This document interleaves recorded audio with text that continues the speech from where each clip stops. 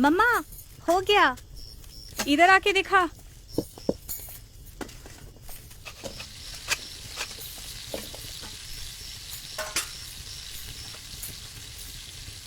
अपनी आंखों से देख, सिलाई सही हुआ क्या?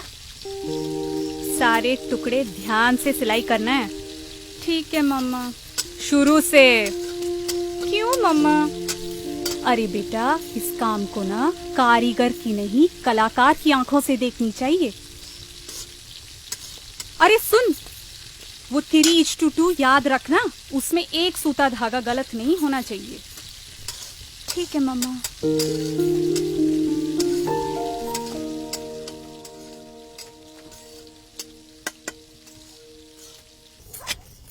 मम्मा,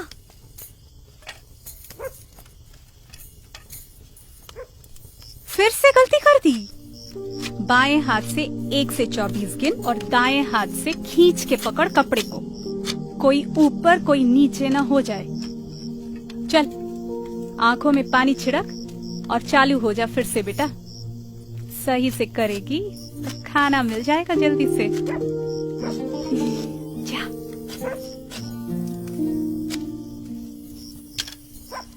सुनो जी, कल सुबह कर सकती है? आज रात भी बहुत हुई है। रात ही तो हुई है, रात खत्म तो नहीं हुई।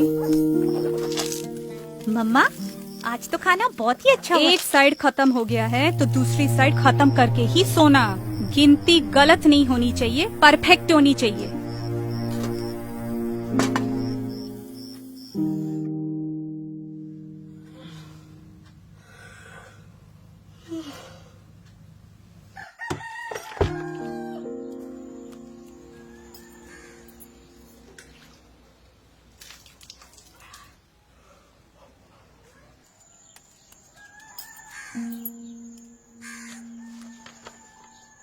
माँ, मैं अभी तक आपकी तरह कारीगर नहीं बन पाई, लेकिन मुझे थोड़ा समय दे दो।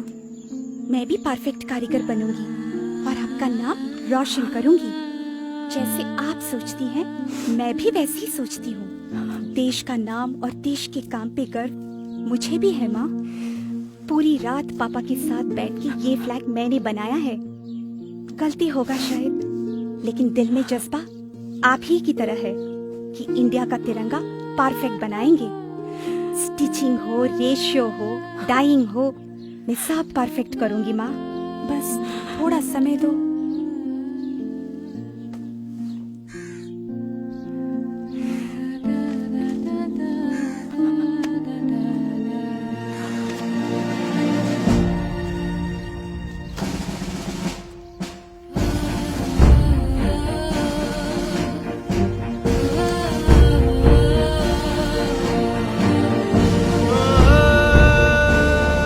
कर्नाटका में बंगेरी की कर्नाटका खादी ग्रामोद्योग संयुक्त संघ भारत की एकमात्र संस्था है जिसको भारत सरकार हमारी तिरंगा बनाने की अनुमति देती है। इस संस्था को संपूर्ण रूप से चलाने का काम संभालती हैं ऐसी कुछ महिलाएं जो आती हैं 3 घरों से। सिर्फ इन्हीं पे वो तिरंगा बनाने की जिम्मेदारी बनती है जो शान से लहराती है हमारे प्रधानमंत्री, राष्ट्रपति और अधिकारियों के दफ्तर में। ISI की पहचान इस संस्थे को इन तिरंगों के सारे भारत में बेचने का अधिकार देती है। हर एक तिरंगा BIS के दिए हुए निर्देशों पर पूरी तरह से आधारित है। आकार, प्रकार, धागे की मजबूती या रंग में जरा सी चूक भी बनाने वाले को जेल में डाल सकती है। 9 नापों में बनने वाली ये तिरंगे 3:2 का अनुपात मानते हैं। 18 स्तरों के गुणवत्ता नियंत्रण होते हैं हर एक तिरंगे की।